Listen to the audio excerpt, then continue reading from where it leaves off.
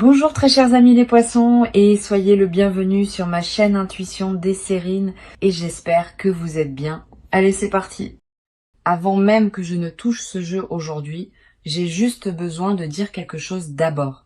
Le thème qui est passé pour votre lecture aujourd'hui n'est pas un thème confortable. Il est proche de la maison, littéralement, et je pense que une partie de vous le ressent depuis un moment, même si vous n'aviez pas les mots pour cela encore. Je suis assise ici avec mon jeu, je n'ai pas encore tiré une seule carte, et déjà il y a ce sentiment qui n'arrête pas de revenir alors que je mélange. C'est ce genre spécifique d'inconfort qui vit juste dans votre poitrine.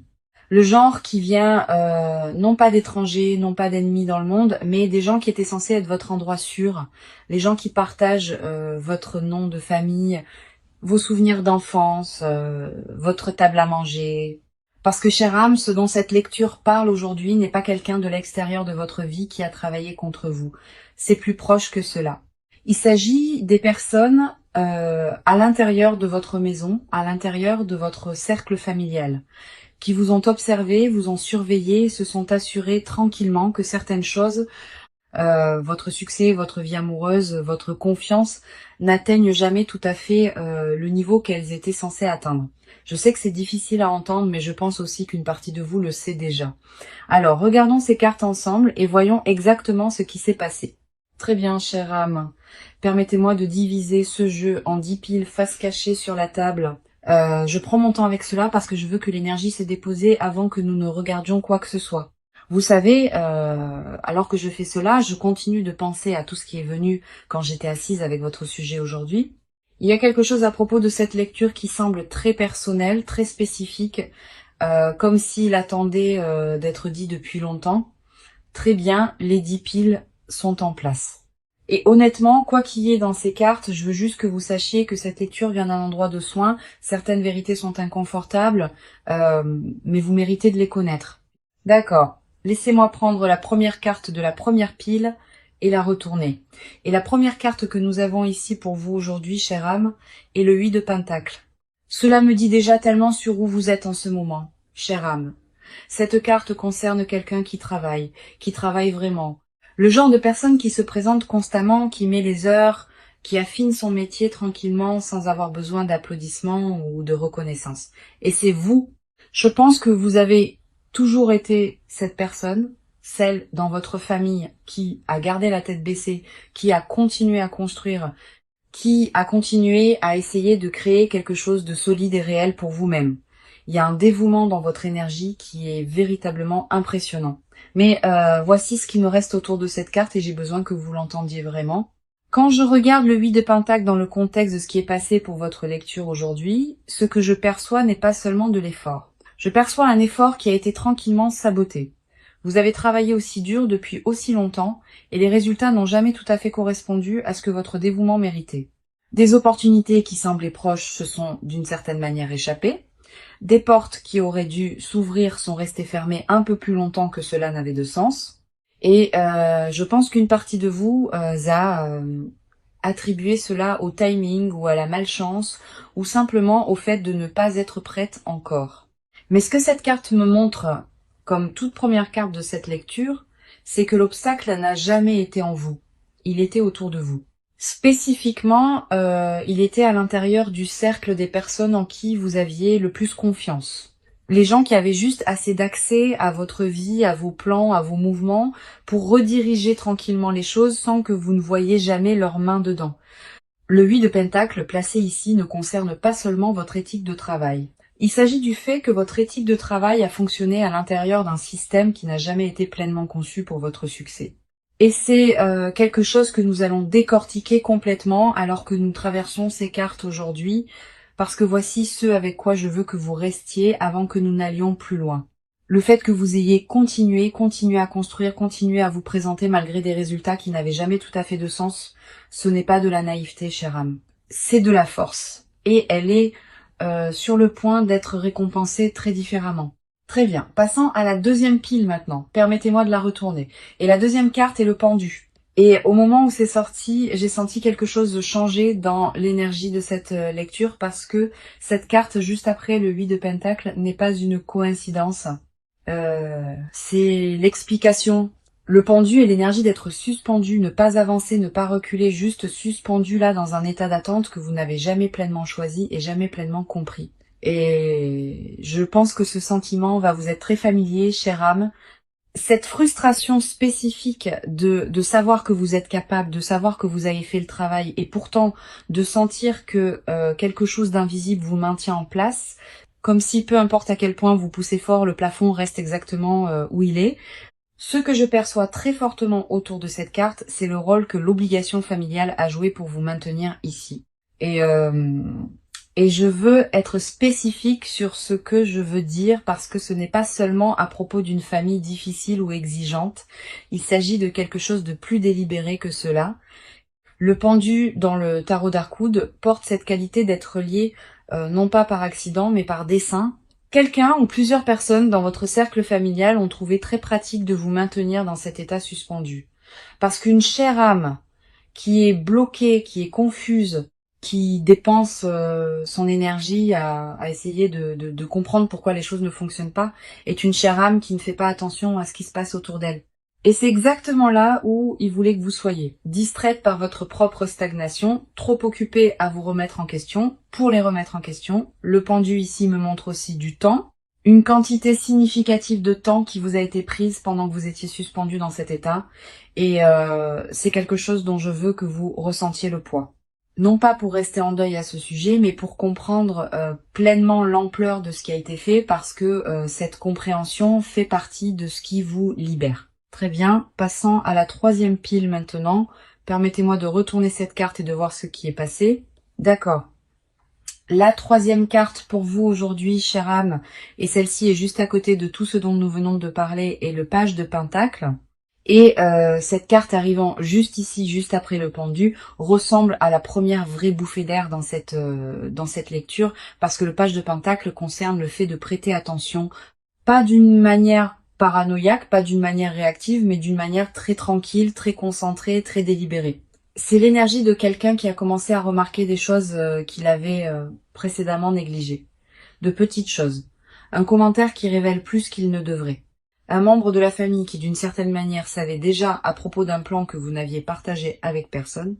Une conversation qui est revenue à quelqu'un à qui elle n'était jamais destinée. Ce sont les genres de détails que le page de Pentacle vous demande de commencer à collecter, chère âme. Parce qu'individuellement, ils peuvent sembler insignifiants, mais ensemble, ils racontent une histoire très claire.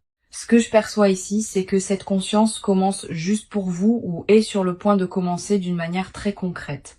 Quelque chose va se passer ou s'est passé récemment qui vous a fait vous arrêter et penser « Attendez, comment savait-il cela ?» Et une fois que cette question entre dans votre esprit, elle ne part pas parce que c'est la bonne question. C'est la question qui commence à tirer le fil entier. Il y a aussi quelque chose dans l'énergie du page de Pentacle que je trouve vraiment significatif dans ce contexte. Les pages sont des étudiants, ils apprennent. Et ce qu'on demande à chère âme d'apprendre en ce moment, c'est comment lire la pièce dans laquelle elle a vécu avec des yeux complètement frais. De regarder la dynamique familiale avec laquelle elle a grandi et qu'elle a accepté comme normale et de se demander si quelque chose de tout cela était réellement normal du tout. Psychologiquement, c'est un changement profond. C'est le moment où une personne passe d'être à l'intérieur de l'histoire à être capable de l'observer. Et une fois que vous pouvez l'observer, chère âme, une fois que vous pouvez voir le modèle clairement, il perd le pouvoir qui venait du fait que vous ne le voyez pas. C'est exactement là où cette lecture vous mène. Quatrième pile, maintenant je la retourne. Et la quatrième carte pour vous aujourd'hui, chère âme, est le 7 de bâton. D'accord. Celle-ci a atterri avec un sentiment très spécifique que je veux décrire soigneusement parce que je pense que cela va résonner avec vous d'une manière à laquelle vous ne vous attendiez pas. Quand je regarde cette carte dans le contexte de tout ce que nous avons construit dans cette lecture, ce que je ne vois pas, c'est chère âme sur la défensive. Ce que je vois, ce sont eux, les personnes dans votre famille qui ont opéré dans les ombres de votre vie.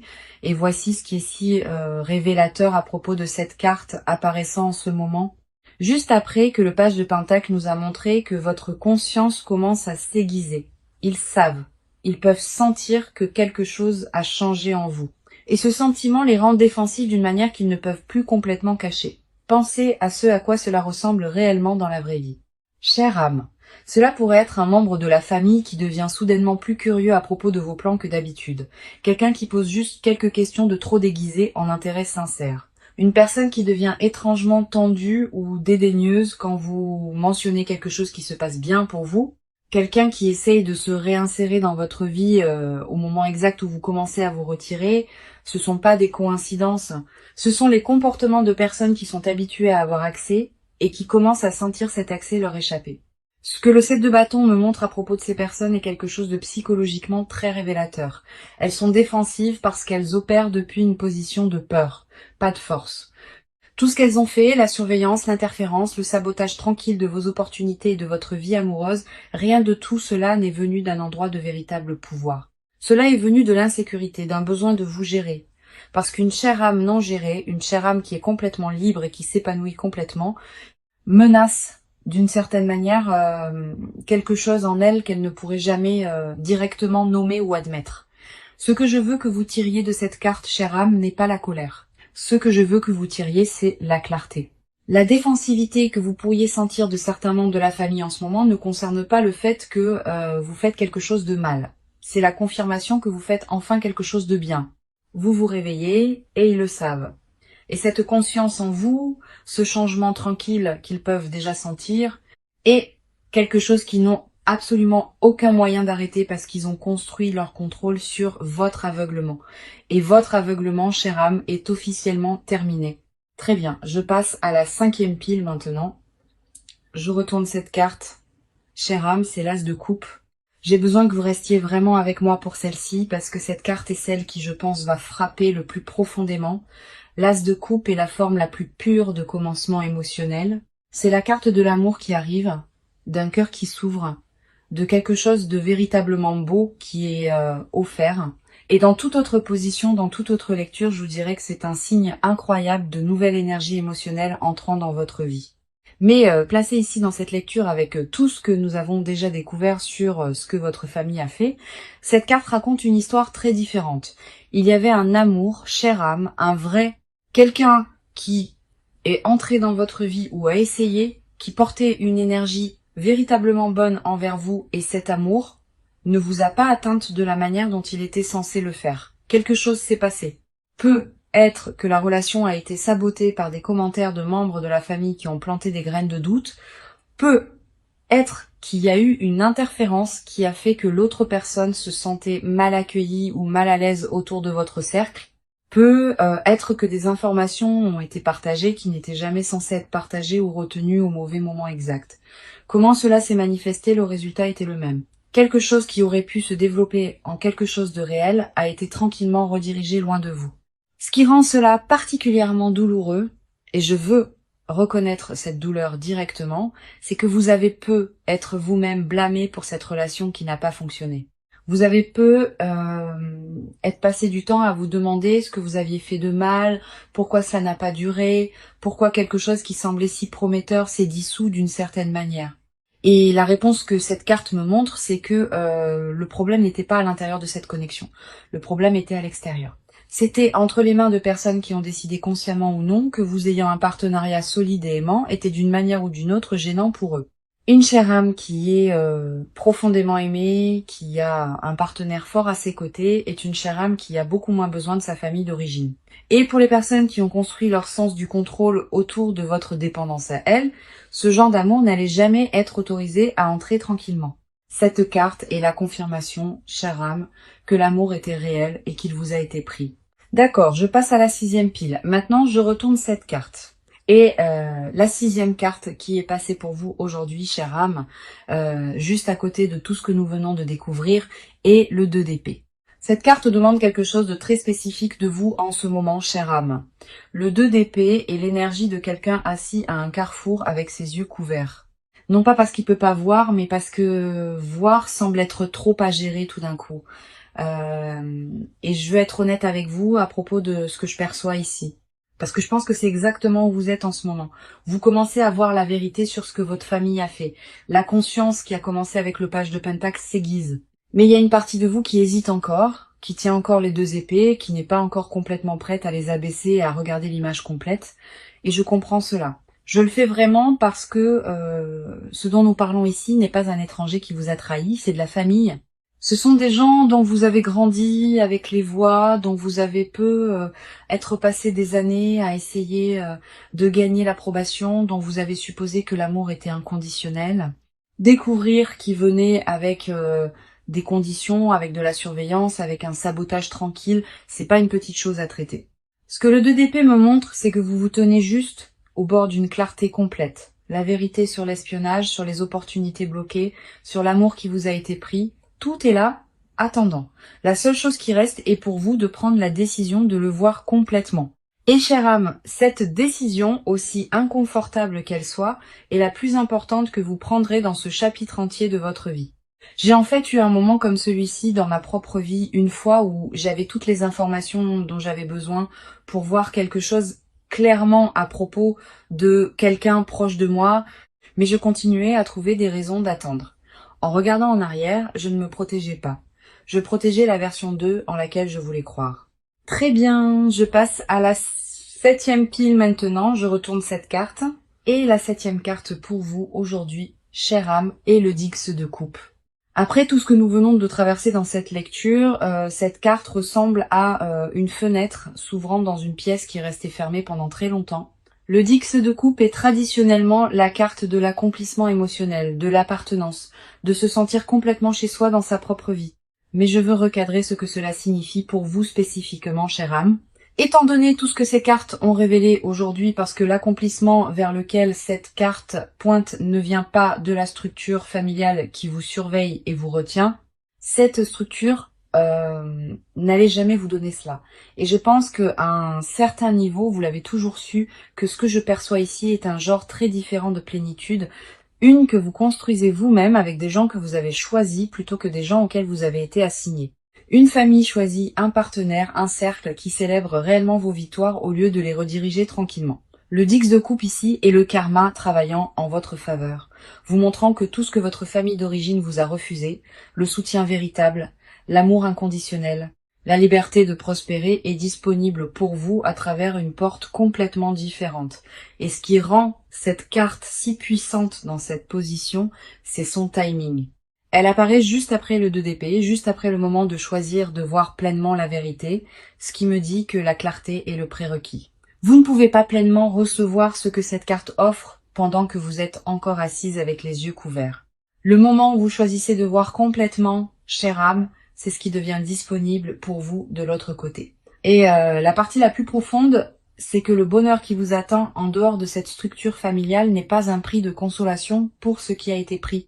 Il est en fait plus grand, plus libre et plus véritablement le vôtre que tout ce qu'il ne vous aurait jamais permis d'avoir. Je passe à la 8e pile maintenant. Je retourne cette carte. Et la 8e carte pour vous aujourd'hui, chère âme, est le chevalier de bâton. Après que le Dix de coupe nous ait montré ce qui vous attend émotionnellement, cette carte nous montre qui le porte vers vous. Le chevalier de bâton n'est pas une énergie douce et prudente. C'est quelqu'un qui se déplace avec intention, avec dévotion, avec un genre de franchise audacieuse qui ne s'arrête pas facilement quand elle rencontre de la résistance. Et cette dernière partie compte énormément ici, chère âme, parce que nous savons déjà que la résistance existe autour de votre vie amoureuse. Nous savons déjà que le chemin vers votre cœur a eu des obstacles placés sur lui délibérément. Le chevalier de bâton est l'énergie qui ne se soucie pas de ces obstacles. Ce que je perçois ici, c'est que le bon amour que votre famille a bloqué auparavant n'est pas parti. Il revient soit sous une nouvelle forme, soit arrive pour la première fois à travers quelqu'un qui porte cette énergie. Quelqu'un de dévoué, motivé, quelqu'un qui poursuit ce qu'il veut sans être facilement découragé. Et contrairement à avant, cette fois vous serez assez éveillée pour le reconnaître et assez courageuse pour le laisser entrer sans laisser l'interférence de quelqu'un d'autre déterminer son issue. Très bien, je passe à la 9e pile maintenant, je retourne cette carte.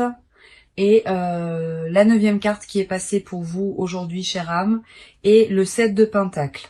Chère âme, cette carte vient de m'arrêter pendant une seconde parce que ce que je vois ici semble avoir été en train de monter la garde tout ce temps et pas d'une bonne manière. Ce que je regarde est une figure haute et sombre faite de branches tordues, presque comme un épouvantail ou une effigie.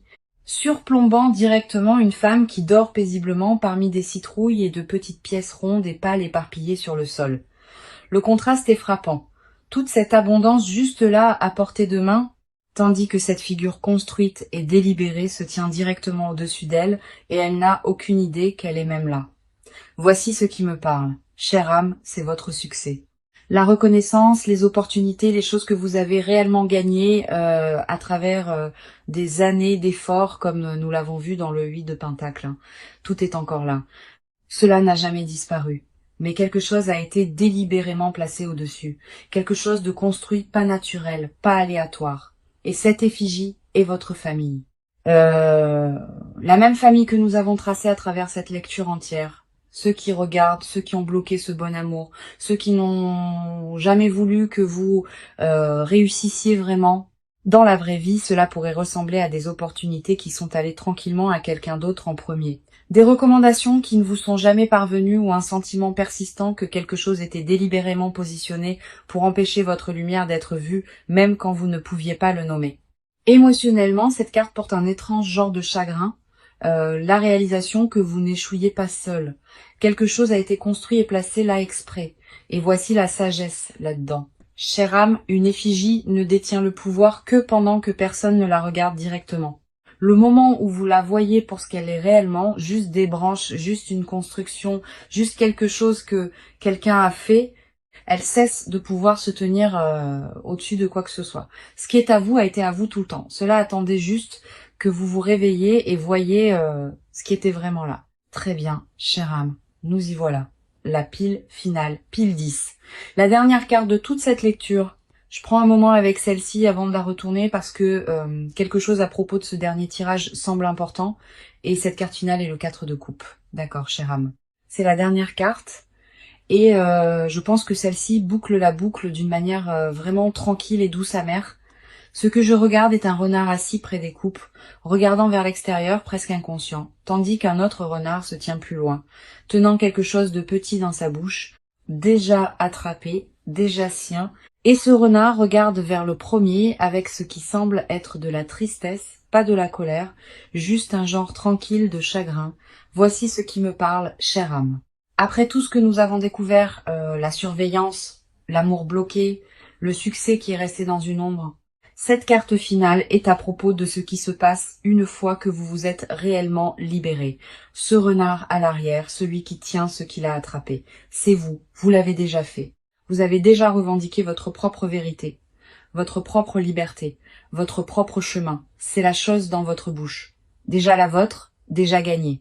Mais vous regardez encore en arrière vers les coupes, vers votre famille, vers la version d'appartenance avec laquelle vous avez grandi en croyant, et il y a de la tristesse dans ce regard. Dans la vraie vie, cela pourrait apparaître alors que vous vous éloignez enfin de certaines dynamiques familiales, vous sentant plus légère, plus libre, plus vous-même, puis soudainement, de manière inattendue, ressentant une vague de chagrin à ce sujet, manquer quelque chose qui n'a jamais vraiment été bon pour vous, mais qui était encore familier, encore chez soi d'une certaine manière. Émotionnellement, c'est la partie dont personne ne parle vraiment.